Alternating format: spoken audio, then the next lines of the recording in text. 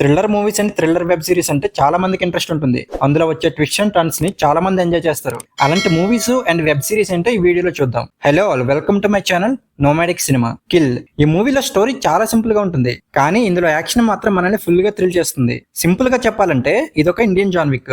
Train లో robbery చేయడానికి వచ్చిన వాళ్ళకి హీరోకి మధ్య జరిగే ఫైటే ఈ మూవీ.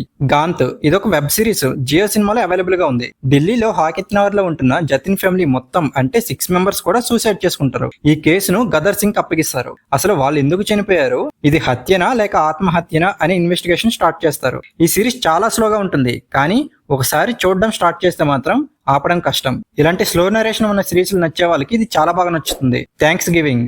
జనాలకు షాపింగ్స్ అండ్ ఆఫర్స్ మీద ఉన్న పిచ్చిని, అలాగే సోషల్ మీడియాలో వైరల్ అవ్వాలని పిచ్చిని కూడా ఈ మూవీలో సటైరికల్ గా అండ్ థ్రిల్లింగ్ గా చూపించారు. మెయిన్ గా కిల్లర్ ఎవరు అనేది లాస్ట్ వరకు గెస్ చేస్తూనే ఉంటాం.